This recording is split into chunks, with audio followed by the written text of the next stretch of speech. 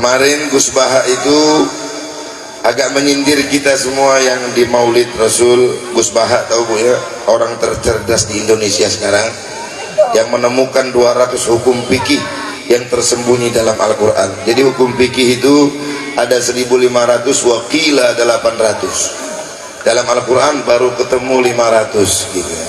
Nanti kalau sudah full ketemu hukum fikih, insya Allah kiamat. Insya Allah ditiupkan sangkakala oleh Allah Subhanahu wa ta'ala. Alhamdulillah, lulusan pesantren bukan lulusan kampus, tidak sekolah SD, tidak sekolah SMP, menjadi orang tercerdas sedunia. Sedunia kata Gus. Kalau nganjur-nganjurnya sederhana itu ndelok Gus Baha terus isin. Ya Allah, aku kalah mbek Gus Baha soal sederhana nih. Allah, saya mengenal Gus Baha tahun 91. Saya ini sahabat dan murid beliau. Dikatakan sahabat-sahabat bareng sama beliau, dikatakan murid, saya mengambil ilmu dari beliau. Cocok. Nggih Gus. Cocok. Jadi aku anggar salut karo kupluke iki lho. Kok mesti enak cenggere ngono. Kok kaya pitik wae. Nah, nek cenggere niki orang nyindir lagi. Memang betul. Ini menunjukkan bahwa ada ciri khas beliau. Nah, Gus Baha. Jadi kalau saya, Gus Baha ini menurut saya luar biasa ya. Kenapa saya katakan luar biasa? Orangnya hafal Quran, orangnya ahli tafsir, orangnya ahli fikih. Menurut saya jarang-jarang loh ya orang yang ahli tafsir, ahli fikih, ahli tasawuf lagi, thariqah. Ini jarang-jarang menurut saya orang seperti ini. Dan saya suka penyampaiannya Gus Baha, itu saya suka. Kula remen kali Gus Baha dan wa akronihi wa man yumasiluhu niku keranten keilmuannya jelas. Terus dalam hal penampilan niku apa anane bloko suto angel para rawuh golek kiai sing berpenampilan apa anane. Kadang durung dadi Habib dandanane kaya habaib, wong Malang lek ngarani kemabib. Mboten Arab, gayane kaya Arab. Jadi ini malih mboten Arab tapi kemarab. Gus Baha yang iso ngarang kitab mengke wicantenan kali tanggi sugeng tindak sami wulu jengge Jawi murni. Padahal kemampuan Arab pol ngarang kitab Arab nggih saged. Nah sing rada kemarab kemabib niku wau dijak ngomong tenan ra iso. Cara dikongkon nerusne nunan talil i'rabang ya ora muni ya. Oh ora muni. Tapi lek gayane Gus Baha kalah. Serbane jos, cobayo jos, lek perlu minyak wangi sak liter sokne kabeh. Tadi disebut ada Gus Baha, pengetahuan beliau hafal Al-Quran, lalu kemudian mengerti tafsir, pakar, diberikan Allah pula ilham. Banyak hal-hal yang baru kita dengar dari kajian-kajian beliau. Rupanya beliau termasuk mustasyar, penasehat, bahkan salah satu dari pendiri pusat kajian tafsir. Ini baik sekali. Ini Rembang, Pak Bupati, ini kita bersyukur ini. Di Rembang itu ada manusia Quran yang tidak banyak dikenal orang. Itu kalau Bapak Ibu tanya tentang fikih dalam Quran, itu beliau luar biasa itu. Namanya Gus Baha. Gus Baha. Kapan-kapan kalau ada pengajiannya, hadiri pengajian beliau. Itu diantara orang yang sangat mengerti Al-Quran. Ya Nabi salam alaika, ya Rasul salam alaika, ya Nabi salam alaika, ya Rasul salam alaika, ya Habib salam alaika, salawatullah alaika, ya Habib salam alaika, salawatullah alaika.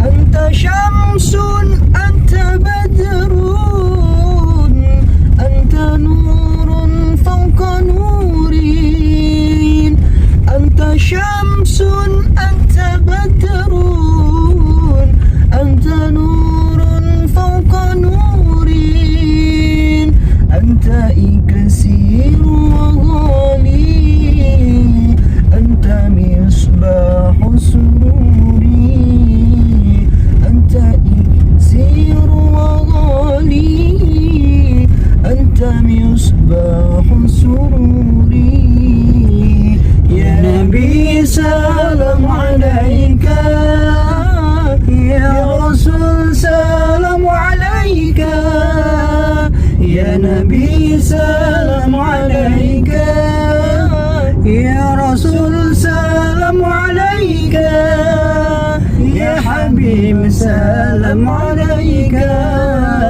salawatullah alaika ya habib salam alaika salawatullah alaika. Assalamualaikum warahmatullahi wabarakatuh.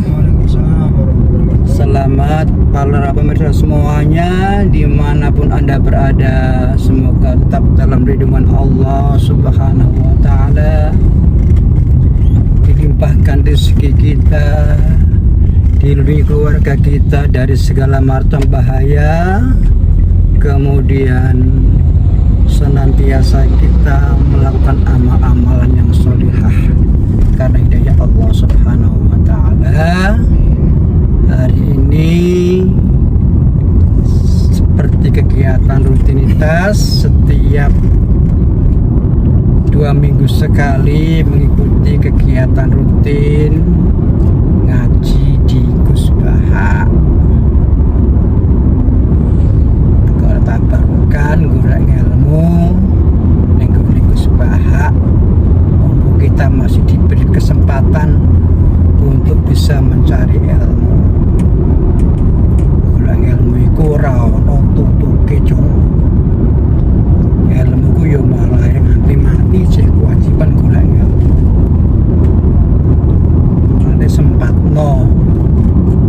sempatkan kalau ada waktu luang, gunakan untuk thalabul ilmi, terutama terhadap karo wong sing alim-alim.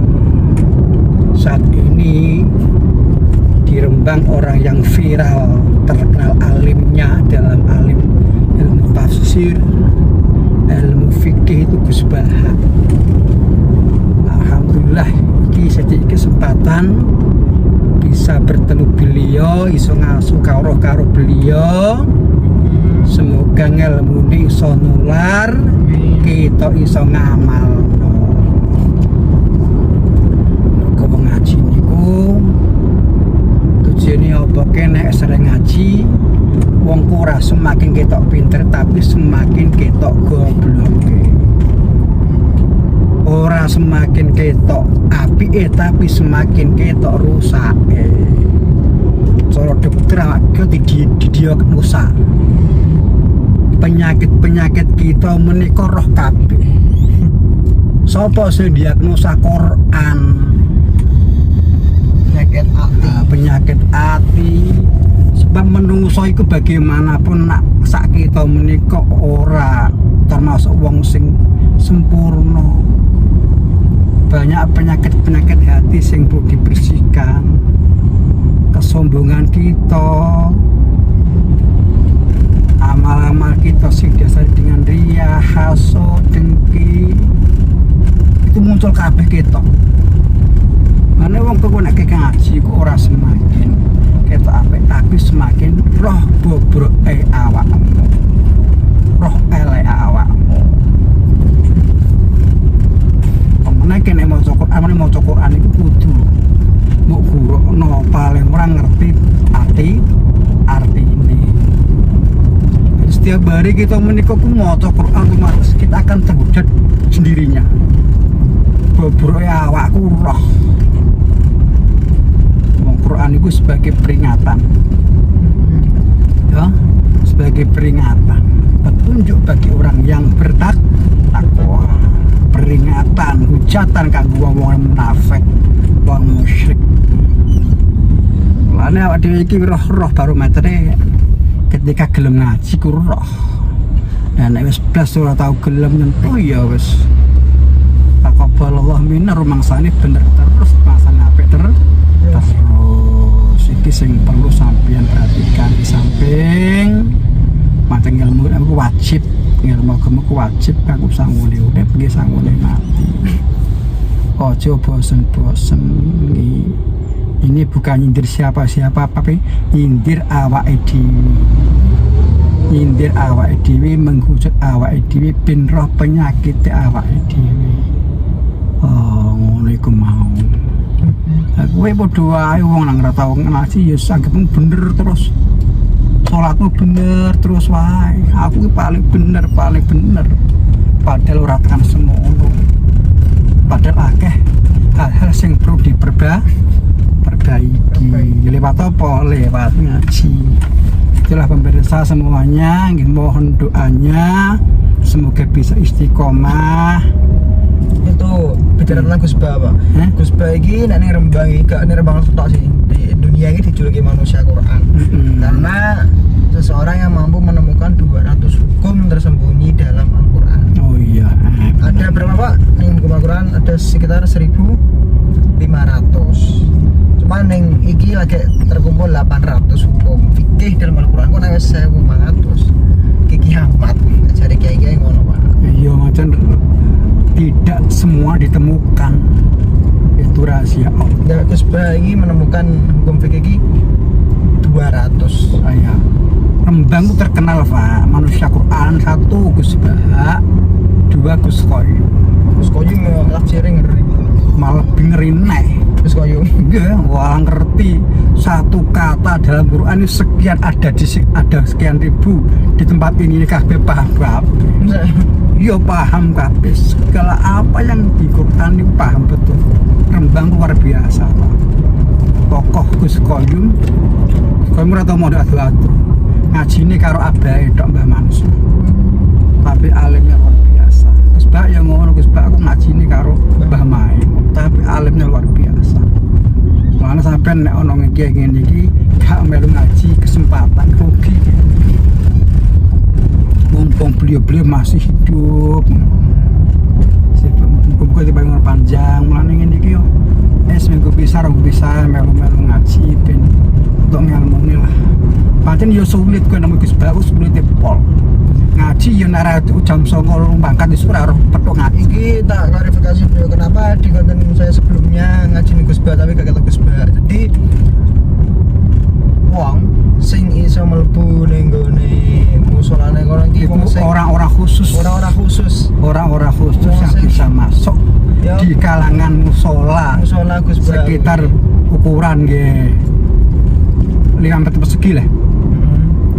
Ya wong khusus bro, kayak khusus. Nek awak dhewe ini kan ngakoni pokoke sing ala barokah ora iso petok langsung nggih. Wis pokoke ngalah barokah iso satu majelis dengan beliau itu sampai. Yang penting nanti ini kok suaranya tak rekam, jadi kok bakal tak share ngaji di BBI. Masalahnya yang ngono iku pancen wong angel di syuting bro. Gak mau kerja di syuting. Hanya orang-orang khusus. Semisal channel-channel sing mau eksploitasi Gus Bah, sing share tentang Gus Bah iki yo ora Gus Bah dhewe ya, wong-wong liya sing share bro. YouTube itu kan banyak pengajian Gus Bah ya, jadi ya orang-orang lain yang datang ke majelis Gus Bah video bisa di YouTube gitu. Bukan dari Gus Bah sendiri. Jadi ini bakal tak munculkan suaranya saja. Terus dilanjut Mas Mulai. Ini Pak, ini yo begini perjalanan dari rumah ke Gus Bah sekitar berapa menit Pak? Sekitar yo seberapa jam? 15 menit berapa jam gitu. 15 menit dari rumah. Kok tiket tenan dalane Pak, ben pemirsa iki ngerti arah-arah naik Gus Bah. Oke bro, kita udah sampai di pondoknya dan sekarang saatnya kita mau kemana? Kunjero bro, masuk melu ngaji sih ya. Istirahat dulu. Sholat duhur. Kita mau bersolat tinggal momen ini sementara sholat saya terus lanjut ngaji. Ya. Kita ngomong. Malah bro, nenggene sen teko iki. Mobil pirang-pirang iki ning guri. Kok ning arep malah rame nah. Iki padha lewat guri ke.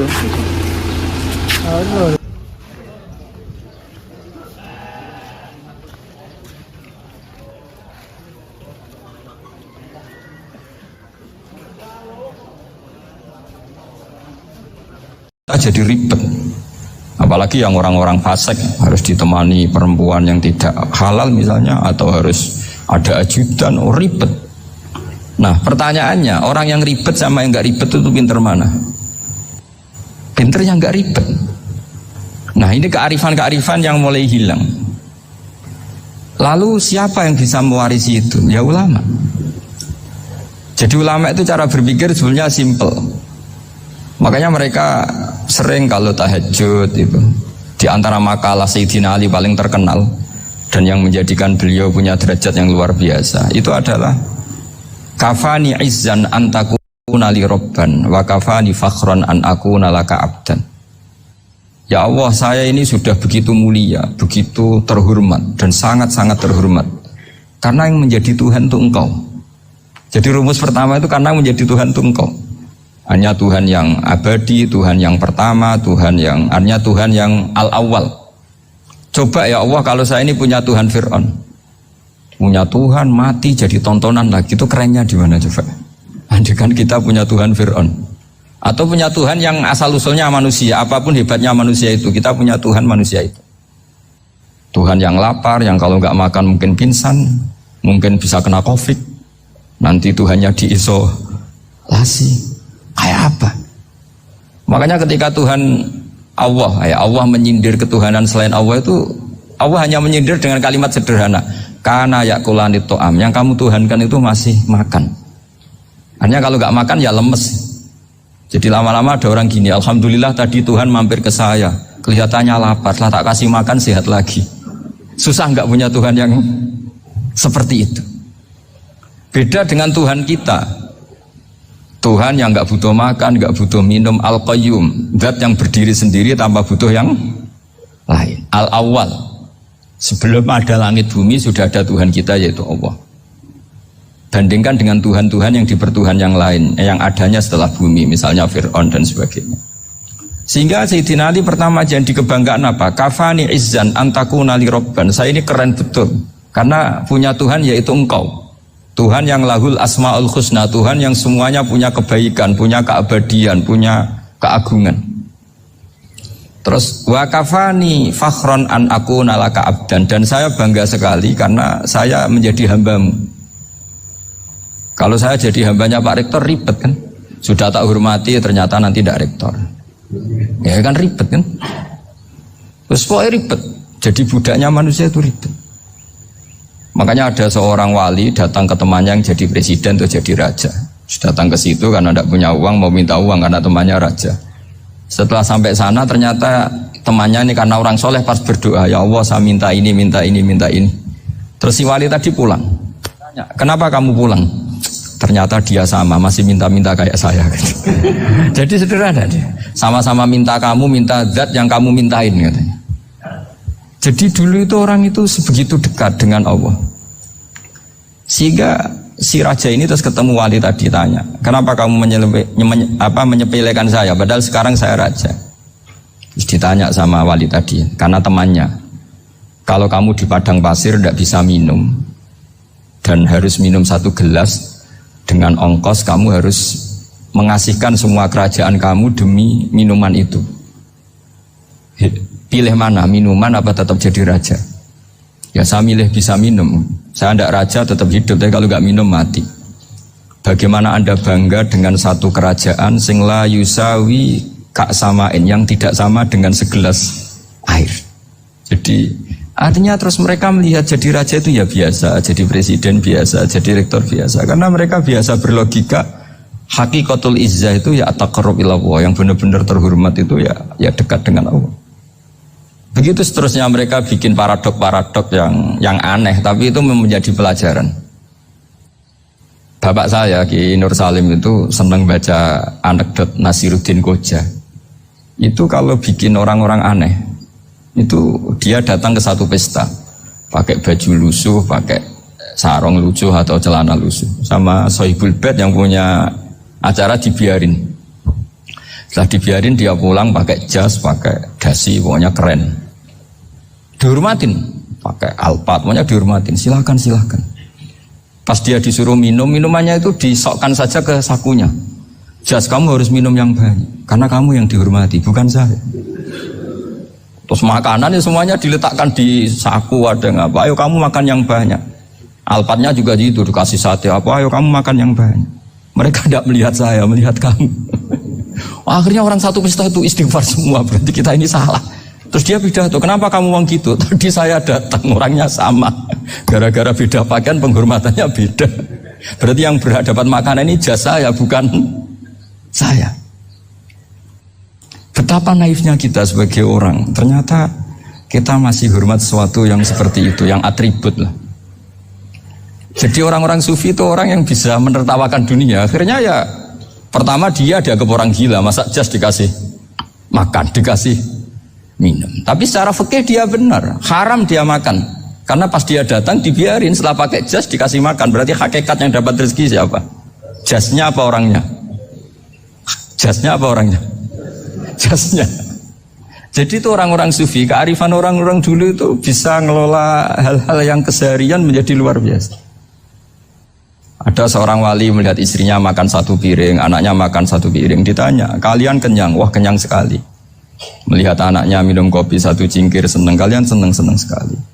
Wah, kalau seneng dengan hal-hal yang murah bisa, ngapain harus seneng dengan hal-hal yang mewah? Bodoh sekali saya.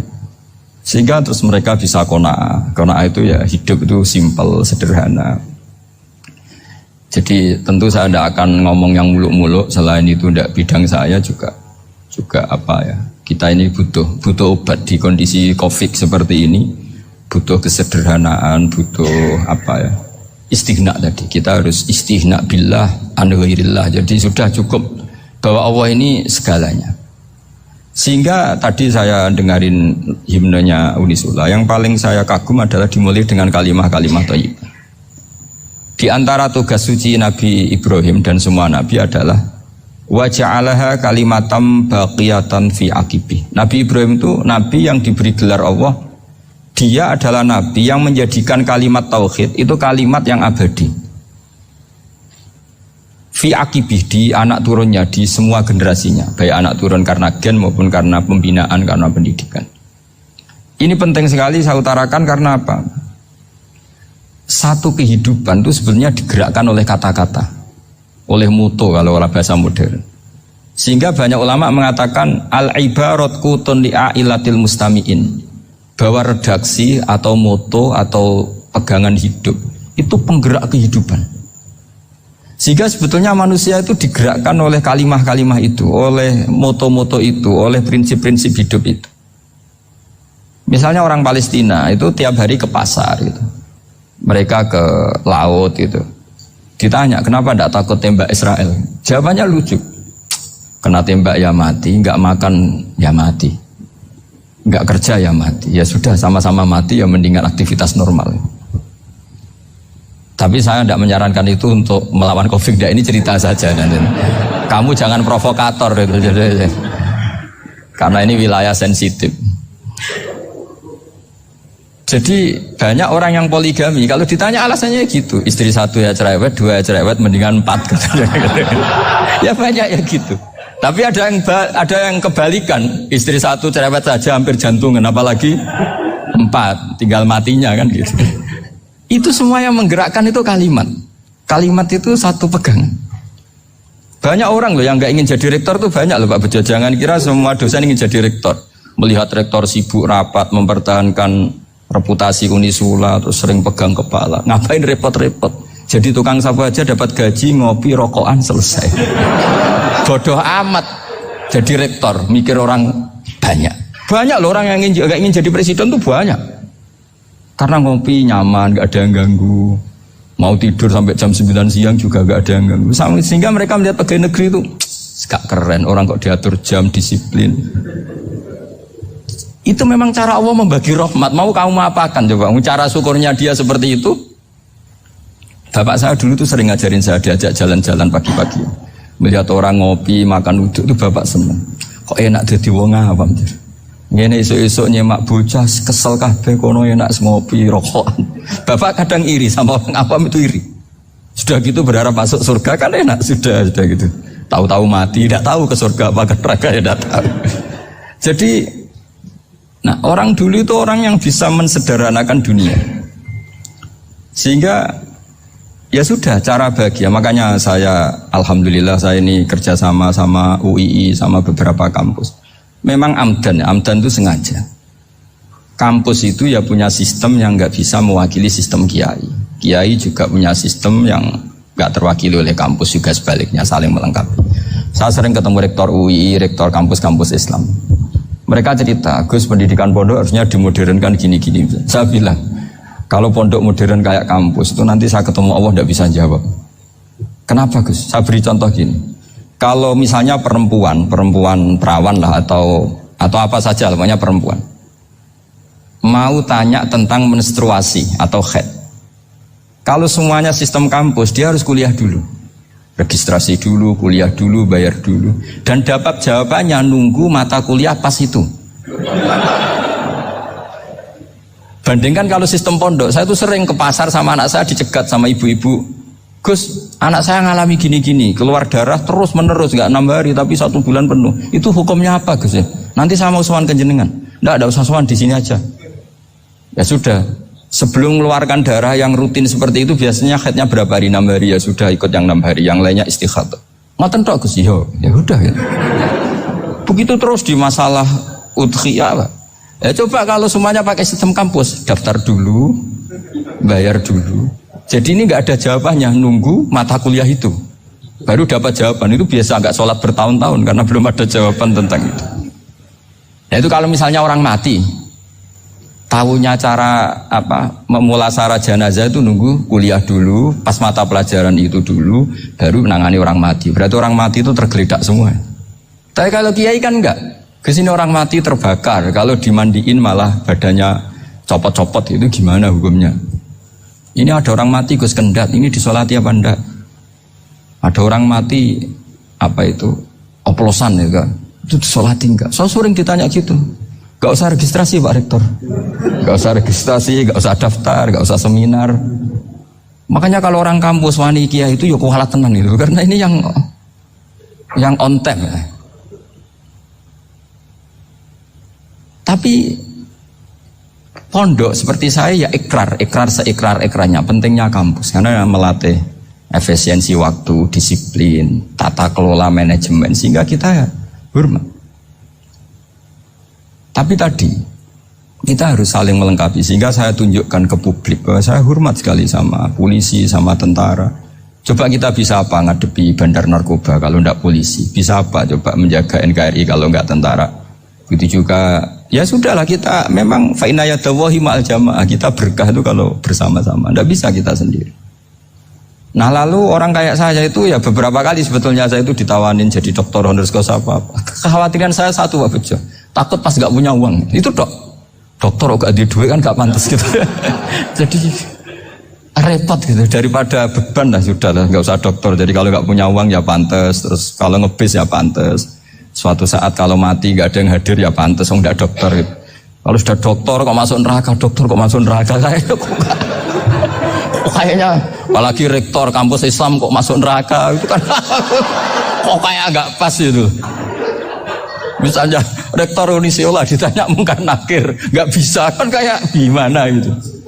Makanya harus sering ngaji saya supaya agak malu di depan mungkar nakir. Masa rektor ditanya mungkar nakir nggak bisa. Harus berani bentak, ini saya rektor loh Pak mungkar nakir. Masa kalau wali-wali dulu berani. Masyhur di cerita wali-wali ditanya marabbuka manabuka, saya ini guru tauhid. Kok kamu tanya marabbuka manabuka, yang ngelotok. Kok kamu tidak pernah ngaji, enak aja tanya. Jadi wali-wali itu ya rileks ngadepi mungkin. Saya yakin rilek wali di Bang Parik baru. Saya yakin itu. Karena wali itu lebih dekat Allah. Sehingga orang dulu itu, saya ulang lagi ya, ada satu kearifan namanya hidup itu apa? Hidup itu adalah cari sebanyak mungkin supaya hidup itu tidak tergantung pada banyak hal. Sehingga misalnya cara berpikir orang-orang modern itu sebenarnya banyak orang-orang ilmuwannya nggak ngagumi Amerika. Bukan karena angkuh, enggak. Untuk mempertahankan kebesaran negara sebesar itu, kebutuhan listriknya besar, kebutuhan tentaranya besar, kebutuhan apa? Sementara negara kayak Venezuela atau Swiss kebutuhannya ada banyak. Pertanyaannya, yang tergantung dengan banyak hal sama yang tidak tergantung banyak hal, itu pinter mana? Kalau dibalik pertanyaannya gitu, negara-negara maju itu tidak keren kalau dibalik pertanyaannya. Orang yang untuk mempertahankan eksistensinya banyak, butuh banyak hal, dengan yang tidak butuh banyak hal, itu pinter mana? Orang yang bahagianya nunggu jadi dokter, nunggu jadi kiai besar, kiai viral, dengan orang yang bahagia cukup dengan ngopi, itu pinter mana? Tapi kalau dibalik pertanyaannya, orang yang tahunya nikmat hanya kopi dengan nikmat yang banyak, pinter mana? Makanya Mbah Mun tuh kalau guyon itu lucu. Aku ikut saake, ambil wong desa sing mlebu swarga. Saya dulu eskal mlebu swarga kok disakeni. Akhirnya beliau memberi penjelasan. Wong desa iku roe pakanan enak, iku mau kopi mbek uduk. Lah swarga iku mau nuruti sing dikarepno. Akhirnya semua mangan, wis ngopi, nguduk, ngopi, ora roh pakanan liyane iku ora roh. Nasi mandi yo ora roh, pizza yo ora roh apa-apa. Terus saya bilang, wah lah niku nak nganti selera tentang wanita cantik. Iku juga sederhana. Rontok pesek ya wis cantik, rontok ireng ya wis. Apa bidadarinya seperti itu karena saking enggak pengalamannya. Jadi surga itu kan nuruti apa yang diinginkan. Kira-kira keinginan orang kampung kalau di surga itu apa coba? Makanan apa coba? Ya mana nak senengnya ketemel gemblong gitu. Nah, artinya malaikat lebih suka nangani surganya orang-orang kampung di Bang Pak Rektor. Ini sudah ribet ini. Makanan apa saja sudah dicoba ya. Terus kalau di mall tahu orang macam-macam, seleranya macam-macam pasti. Enak mana kalau sampai jadi malaikat pelayan surga? Suka ngelayani orang kampung apa yang orang kota? Orang kampung kan?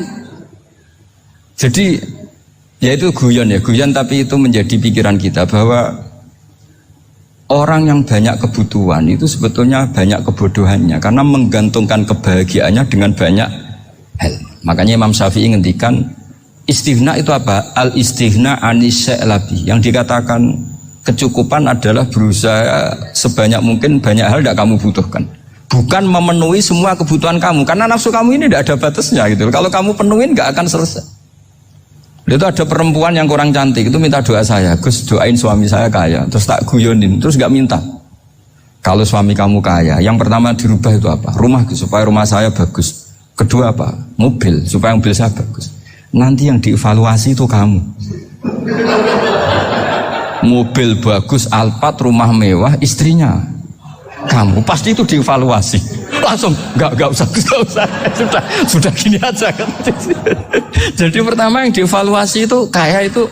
Coba kalau suami kaya itu yang dievaluasi pertama rumah ya, rumah ganti. Setelah itu apa? Mobil. Kira-kira berikutnya. Akhirnya sudah nggak jadi.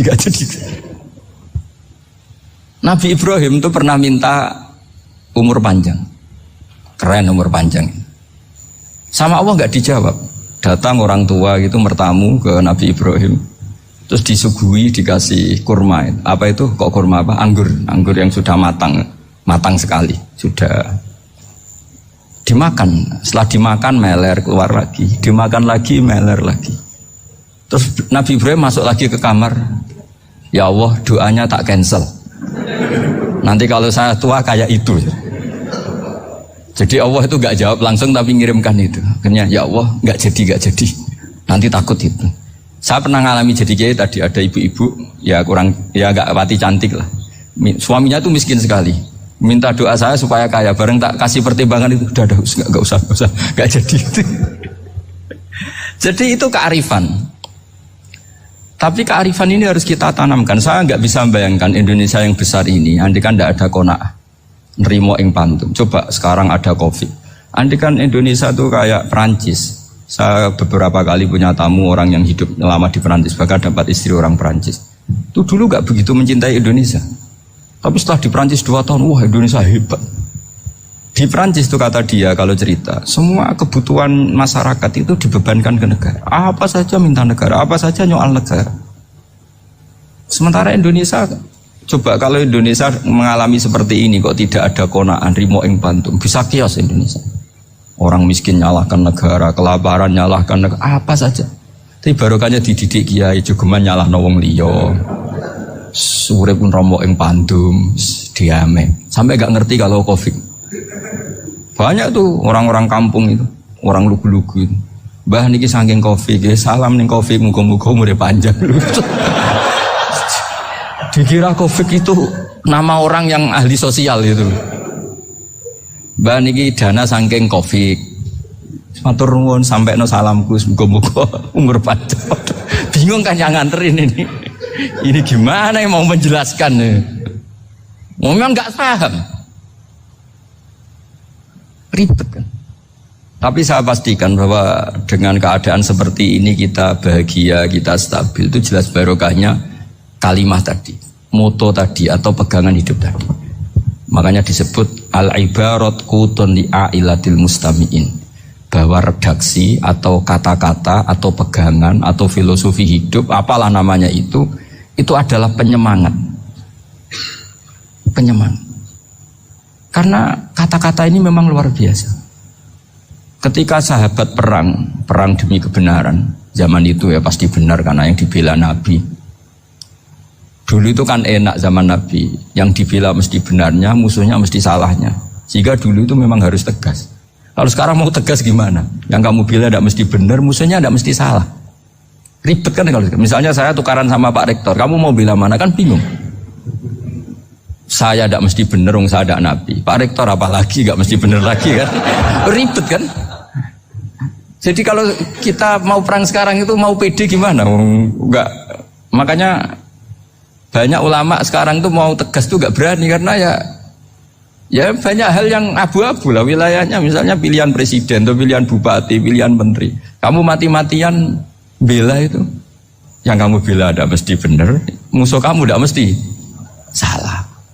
Misalnya pilihan bupati, wah ini kabupaten ini baik kalau bupatinya ini, yang satu bilang ini, terus tim suksesnya kamu tanya, kamu yakin? Ya tidak juga. Lah kenapa semangat? Kan saya botohnya, paling alasannya ya itu aja, bukan yang lain. Beda dengan zaman Nabi, Nabinya mesti benar, Abu Jahalnya mesti salah, kan enak aturan mainnya jelas. Singkat cerita dalam perang itu banyak sahabat yang ngalami luka, ngalami apa gitu. Kemudian curhat lah ke Nabi, ya Nabi gara-gara derekkan jenengan, ngikuti jenengan saya harus ngalami seperti ini. Ngiranya orang itu diapresiasi sama Allah keluarnya. Ternyata sama Allah gak diapresiasi. Malah diturunkan ayat intakunu ta'lamuna fa innahum ya'lamuna kama ta'lamun wa tarjuna minallah ma'ala yarjun. Kalau kamu sakit karena perang, orang-orang kafir itu ya sakit, itu saja berani padahal demi kekafiran. Wa tarjuna minallah ma'ala yarjun, padahal kamu punya nilai lebih yaitu berharap kepada Allah yang mereka tidak punya. Saya jadi kiai itu ya kadang mangkel. Karena yang benci ya benci, yang seneng itu ngel-ngel loh kayak Pak Bejo. Jadi semuanya ribet. Lah iya, yang benci ya ganggu, yang seneng ya ganggu, tambah nemen. Seribet. Tapi kalau sudah ingat bandar narkoba, mereka berhadapan dengan polisi, kadang ditembak karena kesalahannya terlalu fatal. Antar persaingan mereka juga bisa tembak-tembakan karena merebut pasar narkoba. Itu saja mereka berani. Kok kita yang jadi kiai kadang dicium tangannya, dihormati gak berani, hanya takut apa ya, musibah-musibah kecil lah, atau problem-problem kecil. Lah iya, kalau kita bandingannya gitu. Kalau kamu mau tahajud kedinginan, itu masih nanti dihisab Allah itu gitu. Maling ayam itu keluar malam-malam, hanya dapat ayam. Itu gak takut dingin. Ya gak takut digebuki masa. Kamu mau tahajud saja takut dingin. Makanya nanti hisabnya orang soleh itu nanti dijajarkan orang dolim. Terus diperbandingkan. Wah itu habis kamu kalau itu. Jadi misalnya Unisula mau rapat, tapi ini malam, kalau malam dingin nanti sama masuk angin. Anak-anak pang di perapatan aja berani kamu. Kalau sudah perbandingannya gitu tuh ribet kita nanti. Makanya itu kalimat itu moto atau filosofi hidup. Sehingga diulang lagi nasihat itu. Iyam saskum korhun fakodu masal koma korhum mislu. Kalau kamu kena luka, orang-orang yang nggak benar juga akan kena luka. Itu aja berani demi ketidakbenaran. Masa kamu demi kebenaran nggak berani? Akhirnya orang itu, ya itu kalimat, itu heroik. Makanya kita ini penting ya, makanya tadi himne Unisula dimulai kalimat thayyibah. Karena kalimat ini yang menjaga kita kalimat ini. Misalnya tentang Tuhan. Kenapa orang Islam imannya kokoh seperti ini, termasuk yang sudah hidup di Amerika, di Australia, di mana-mana. Itu ya barokahnya ajaran atau barokahnya kalimah. Saya sebut kalimah saya pakai bahasa santri. Karena la ilaha illallah itu dalam tradisi santri disebut kalimatu haqqin alaiha nahya wa alaiha namut wa alaiha nub'ats. Ada yang riwayat wa biha nub'ats insyaallah taala minal aminin. Kenapa mereka di mana-mana meskipun sekolah di Amerika, di Australia, bahkan di Uni Soviet tetap mukmin? Itu barokahnya ajaran yang benar. Allah itu siapa? Tuhan. Tuhan itu sifat dasarnya apa? Awal. Dia harus wujud awal sebelum makhluk yang lain. Sehingga ketika ada negara yang maju, yang tertib, manajemennya tertib, masyarakatnya makmur, tapi punya Tuhan yang tidak seperti itu, tidak awal, itu sudah gak nyaman. Karena ndaklah keren Tuhan saya, karena Tuhan saya itu al-awwal, zat yang pertama. Tuhan saya keren lah, zat yang gak mati. Tuhan yang gak mati, yang gak pernah ngalami kematian. Sehingga tontonan atau yang dilihat kenikmatan-kenikmatan yang lain ini tidak mengubah dia pendirian tentang Tuhan. Karena mantapnya satu kalimat tadi bahwa Tuhan itu ya harus satu, harus awal, harus tidak mati, tidak rusak, tidak ngalami apa-apa yang membahayakan. Sehingga ketika ditawarin Tuhan yang lain meskipun menjanjikan secara finansial atau kemakmuran, mereka gak tertarik. Itu coba, itu barokahnya makmur apa barokahnya ajaran? Barokahnya ajaran. Sering negara Islam itu kalah makmur dengan mereka, tapi barokahnya ajaran ini tetap apa? Tetap Islam. Makanya Nabi Ibrahim, Nabi yang sukses bikin waja'alaha kalimatam baqiyatan fi aqibi. Sehingga kita ini bukti sama orang tua misalnya, itu ya karena ajaran. Suwargamu itu karek wong tuamu. Nak wong tuamu ridho, Allah ridho. Nak ora ridho, Allah ora ridho. Ridho wa fi ridhol walidain wa sakhatu wa sukhtu wa fi sakhatil. Sehingga ketika ada orang tua yang agak brengsek gitu, anak-anak tetap hormat. Punya orang tua yang miskin, yang sudah miskin, tukang tombok nomor, banyak kan di kampung gitu. Ya tetap hormat. Coba kalau dari awal kita ngajari orang tua kamu hormati ya, kalau baik, kalau tidak usah. Bisa geger Indonesia. Tapi barokahnya ajaran-ajaran itu Indonesia tertib karena ada ajaran. Nah ini di sini pesantren dan Unisula semua harus berkontribusi membuat ajaran yang benar itu adalah ciri utama Islam. Sehingga Islam ini dimulai dengan ajaran kalimatu haqqin alaiha nahya wa alaiha namut. Sehingga kita tenang seperti ini. Saya ini termasuk kiai yang tenang. Meskipun kata orang banyak saya ini kiai besar, tapi termasuk kiai yang paling tenang. Termasuk yang paling tenang. Karena saya ini pakai mazhab orang-orang hebat. Saya berkali-kali cerita, orang kayak Imam Syafi'i itu orang yang luar biasa. Saya berkali-kali cerita, orang yang tadi nyium tangan kamu ya Imam Syafi'i, di belakang tuh ngerasani kamu, menghujat kamu. Jawabannya enak saja. Berarti saya alhamdulillah orang yang wibawa. Buktinya di depan saya nggak berani. Jadi enteng saja. Diceritain sebagian kampung, sebagian separuh dari warga kamu itu nggak suka kamu. Ya bagus lah nggak suka saya, nggak akan utang duit saya. Di mana-mana orang utang tuh karena teman dekat. Kalau nggak seneng pasti minimal nggak utang, nggak pinjam mobil, nggak pinjam apa. Berkah mana yang seneng sama yang gede? Jadi dianggap enteng saja. Semua yang dialamin dianggap enteng saja. Misalnya punya istri pemarah, ya baguslah marahin suami. Kalau marahin tonggo malah ribet. Jadi kamu harus terima kasih kalau dimarahin istri. Baguslah marahin saya mah, kalau marahin tonggo ribet. Jadi enteng saja. Tapi kita sekarang tuh karena nafsu ya, sehingga menghadapi hidup ini ribet. Ulama dulu kalau mau mati itu senengnya bukan main. Sudah lama saya ini ingin nggak maksiat. Kayaknya nggak maksiat paling efektif itu mati. Ya tidak apa-apa Gusti, kalau sebaiknya mati ya mati aja. Enteng saja. Jadi melihat kematian itu akhir dari segala keburukan atau potensi keburukan. Apapun baik kita sekarang, suatu saat mungkin kita nggak baik. Yang bisa menghentikan ketidakbaikan atau potensi ketidakbaikan itu apa coba? Mati kan? Berarti mati itu mengerikan apa menyenangkan? Mesti kamu tidak berani menjawab. Meskipun secara ilmu kamu berani, tapi secara rasa agak berani kan? Saya ulang lagi ya, yang bisa menghentikan keburukan atau potensi keburukan itu apa coba? Apa? Kematian. Berarti kematian itu menyenangkan atau menyusahkan? Apapun kamu tidak berani jawab karena kamu agak-agak duniawi itu kelihatannya. Tapi secara ilmu, kamu tahu kan kalau mati itu tidak buruk-buruk banget. Karena apa? Itu akhir dari segala keburukan. Sehingga Nabi ngajarkan kalimat itu begitu luar biasa. Allahumma ahyini makanatil hayatu khairan li wa tawaffani makanatil wafatu khairan li. Nabi melihat dunia itu begitu indah. Ya Allah, kalau saya ini hidup, anggap saja hidup ini ziyadatan li fi kulli khairin, menjadi modal saya menambah segala kebaikan. Jika suatu saat saya mati, anggap mawon rohatan li min kulli syarrin, itu akhir dari segala keburukan saya. Sehingga mati hidup ya baik karena di situ kita bisa berkontribusi, beramal soleh. Mati juga baik karena mengakhiri segala keburukan. Nabi nate ngendikan lagi, ajaban li amril mu'mini inna amrahu kullahu khair. Orang mukmin itu mengagumkan, semuanya baik. In asobathu na'ma syakara fakana khairan lah. Kalau baru dapat nikmat, dia syukur, maka itu baik.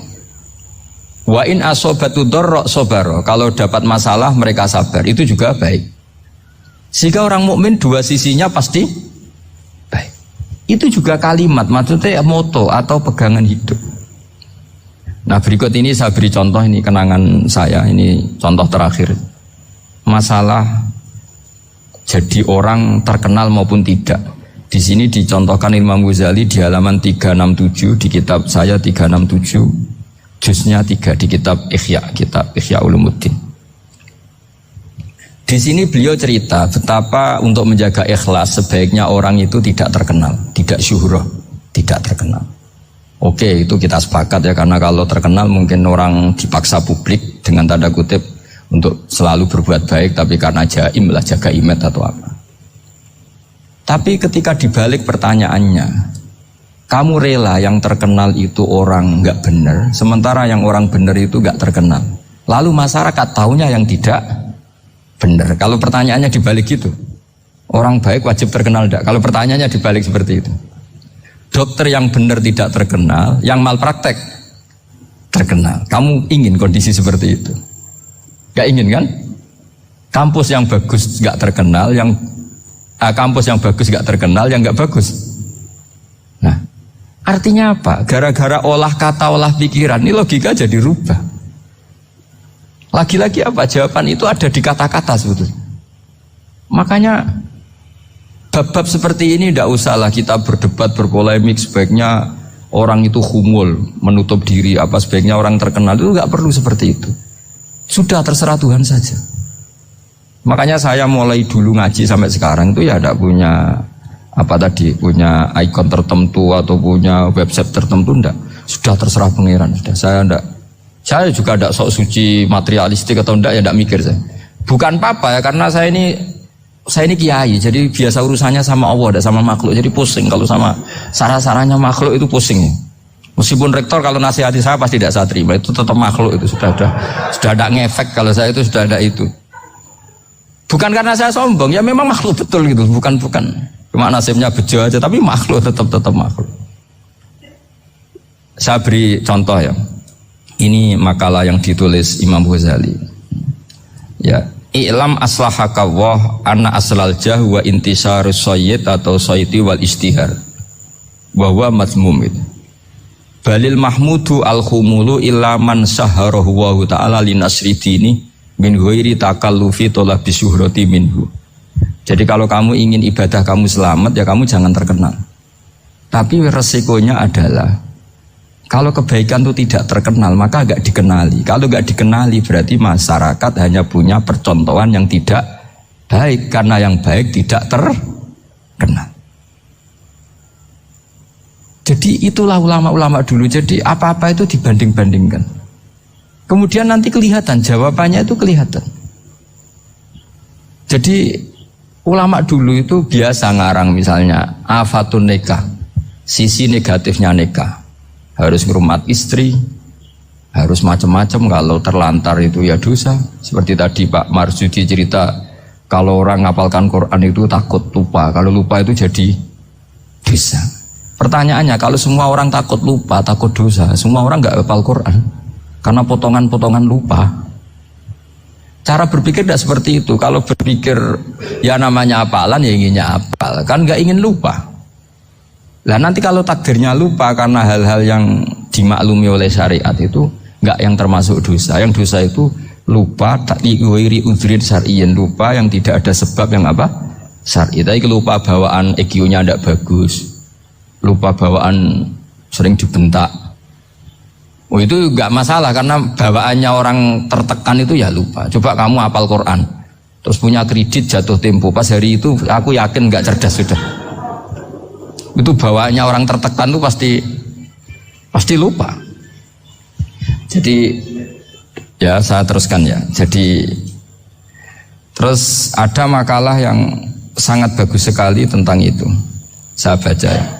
Wa yadullu ala dzalika anna Allah azza wa jalla amaral anbiya'a bi idharil amali lil iktida wa khassahum bi mansibin nubuwah. Wa la yajuzu ayyudhanna bihim annahum khurrimu afdhalal amalen. Jadi orang yang terlalu mendewa-dewakan khumul itu menutup diri. Oke, itu baik karena dengan khumul, dengan menutup diri Anda tidak riya, Anda tidak pamer. Tapi kata Imam Ghazali, kamu juga harus ingat, di antara syaratnya Nabi itu harus mengumumkan kalau beliau itu seorang Nabi. Harus memaklumatkan kalau beliau seorang Nabi supaya bisa diikuti. Caranya sholat harus diumumkan. Sehingga Nabi itu mengatakan harus jamaah. Karena dengan cara jamaah itu bisa shollu kama ra'aitumuni usolli. Coba kalau Nabi sholatnya nggak diperlihatkan, kamu harus sholat yang benar. Caranya gimana ya Rasulullah? Itu rahasia. Bingung nggak kira-kira? Bingung nggak? Ya misalnya amal rahasia selalu lebih baik. Terus ada pertanyaan, Nabi ngendikan kamu sholat yang benar, caranya gimana Nabi? Ya itu rahasia. Terus gimana coba? Tapi Nabi ngendikan apa? Shollu kama ra'aitumuni usolli. Ya sudah, kamu sholat niru saya sholat. Berarti Nabi sholatnya diperlihatkan apa disembunyikan? Diperlihatkan. Jadi begitu juga saya berkali-kali bilang, orang tahu kalau itu bidan ya berdasar tulisan itu bidan. Tahu kalau itu dokter gigi ya itu dokter gigi. Jangan sampai gara-gara tidak ada tulisan mau beli alat bangunan di dokter gigi, mau periksa gigi di toko bangunan. Gara-gara apa? Nggak ada maklumat. Nah, di sini ulama-ulama selalu memaklumatkan dirinya. Termasuk Imam Ghazali ketika ngarang kitab dinamai Ihya Ulumuddin, bahwa kitab ini bisa menghidupkan ilmu-ilmu agama yang mulai hilang. Begitu seterusnya. Jadi ini ngaji ya. Jadi orang itu harus ngerti. Jadi jangan nuruti emosi sendiri atau logika sendiri. Bahwa saya suka humul, ya monggo. Agama Islam menyediakan sarana itu. Uzlah itu ya punya sisi kebaikannya sendiri. Tapi syuhrah terkenal asal tidak nuruti nafsu juga punya sisi kebaikannya sendiri. Setidaknya umat ini punya satu master kebaikan yang mudah diakses. Tapi tadi saya ulang lagi, jangan karena hadun nafsi, jangan karena kepentingan pribadi. Makanya di sini disebutkan wa yadullu ala dzalika ay ala syuhrah anna wa ta'ala amarul anbiya bi idzharil amal lil iktida. Allah selalu memerintahkan para nabi kalau ngamal kebaikan ya harus dimunculkan supaya bisa ditiru. Yaitu tadi kita tidak bisa bayangkan kan kalau misalnya Nabi menyuruh kamu harus sholat yang benar, kemudian sholatnya Nabi sembunyi. Kalau ditanya, Nabi saya niru siapa? Wah itu rahasia, kamu nggak boleh lihat sholat saya saat takut tidak ikhlas. Ribet kan? Sehingga jamaah itu statusnya tetap harus. Nah bedanya harus ini ulama berpendapat harus yang apa? Fardu kifayah. Tapi fardu itu maknanya harus. Tapi bukan berarti kalau nggak jamaah sholatnya nggak sah, nggak, tetap. Tapi statusnya jamaah tetap apa? Harus. Nah barokahnya harus ini orang yang baru sholat, sholatnya langsung benar karena ada yang diikutin. Coba kalau mantan dukun baru sholat terus sholat sendiri, itu mesti mirip mantra itu. Karena dia tidak ada master percontohannya. Tapi barokahnya ada master, orang paling bodoh pun kalau sholat ya benar, karena standar ada komandonya, ada imamnya. Sehingga Imam Ahmad malah berpikir keras, syarat sahnya sholat itu harus jamaah. Cara pikirannya Imam Ahmad keras sekali beliau. Sehingga kalau orang sholat sendiri kok ada orang lain yang maunya berjamaah harus bayar, orang itu harus bayar demi sahnya sholat. Itu madzhabnya Imam Ahmad. Tapi kalau madzhab Syafi'i hanya mengatakan itu fardu kifayah, yang kalau satu komunitas gak mau melakukan semuanya apa? Bisa. Alhamdulillah ini musola yang dipakai ngaji.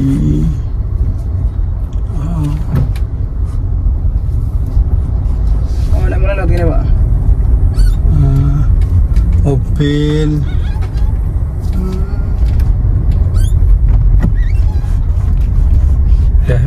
Nah kayak bro bapak lagi mampir ning sekolahan. Absen bapak. Oke bro, alhamdulillah nyampe omah iki lho. Kacil cek do ngenteni. Halo adik-adik. Ya calo do ngenteni guys. Kacil cek lho. Ngaji.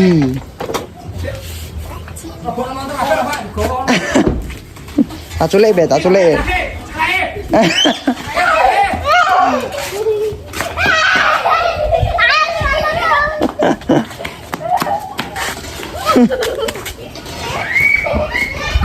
Oke guys, mungkin cukup semuanya kontennya. Ditunggu konten aku selanjutnya di Cepu. Assalamualaikum warahmatullahi wabarakatuh.